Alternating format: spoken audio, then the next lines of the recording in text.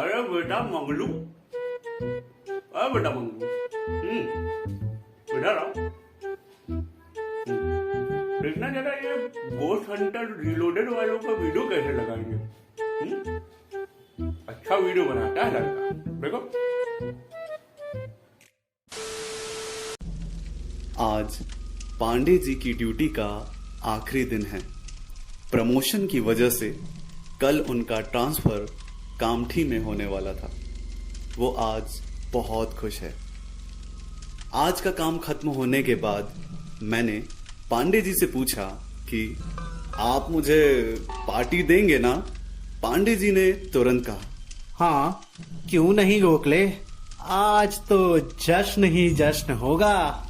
फिर पांडे जी और मैं शहर से दूर एक होटल में कुछ पैग शैग लगाकर घर की ओर रवाना हुए।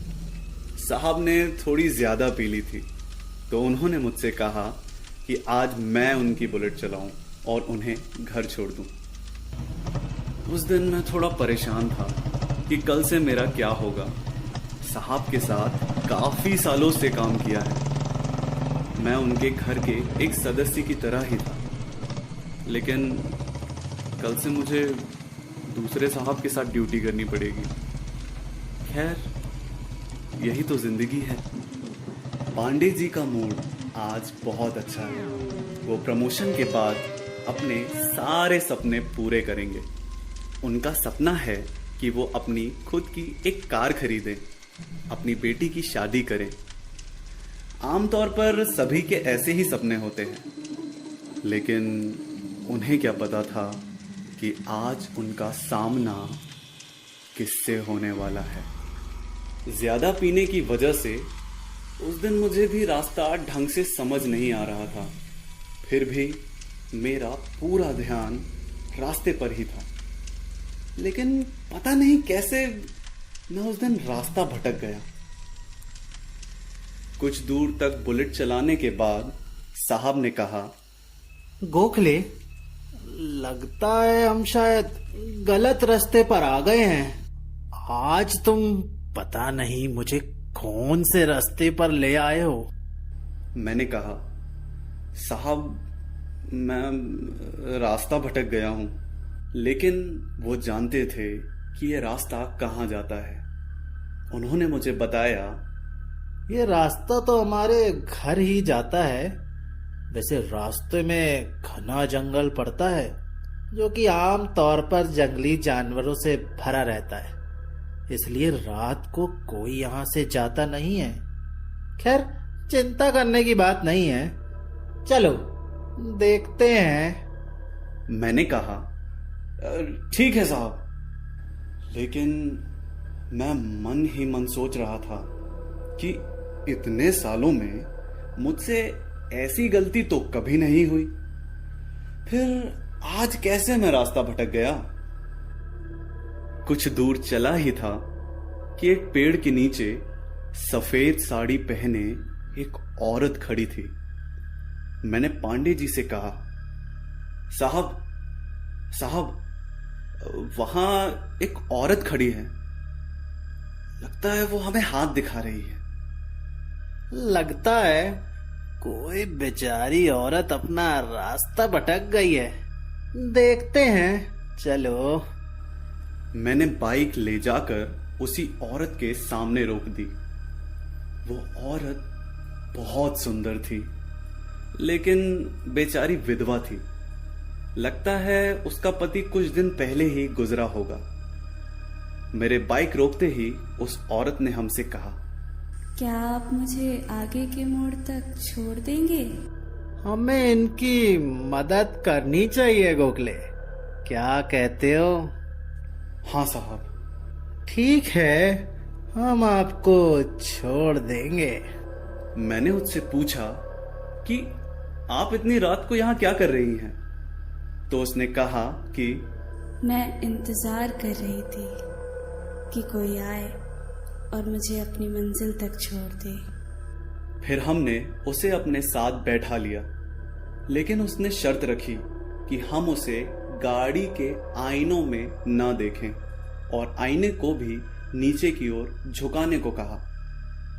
पांडे जी ने बिना कोई सवाल किए ही कहा, गोखले, आईना नीचे की तरफ कर दो। तो मैंने कर दिया। मैं गाड़ी चला रहा था, पांडे जी बीच में और वो औरत पीछे बैठी थी।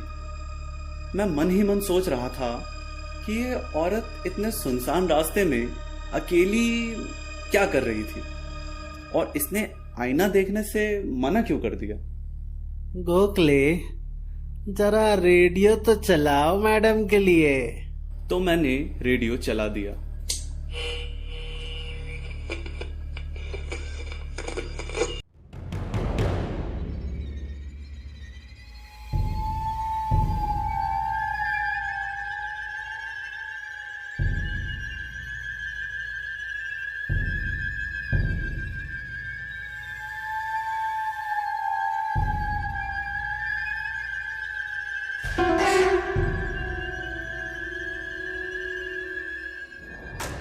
मैं थोड़ा सा असहज हो गया और रेडियो बंद कर दिया। लेकिन मेरे रेडियो बंद करने के बाद भी वो अपने आप बजने लगा। तब मेरी हालत और खराब हो गई।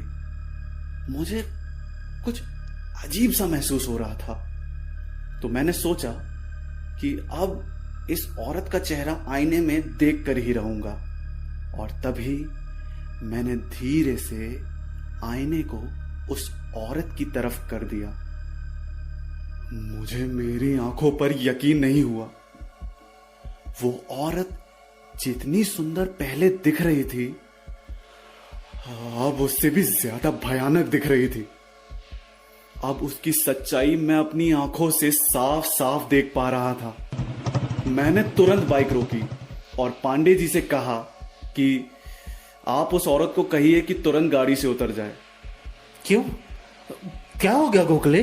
तो मैंने तुरंत बहाना बनाया कि गाड़ी बंद हो गई है, लगता है साहब गाड़ी में कुछ दिक्कत है।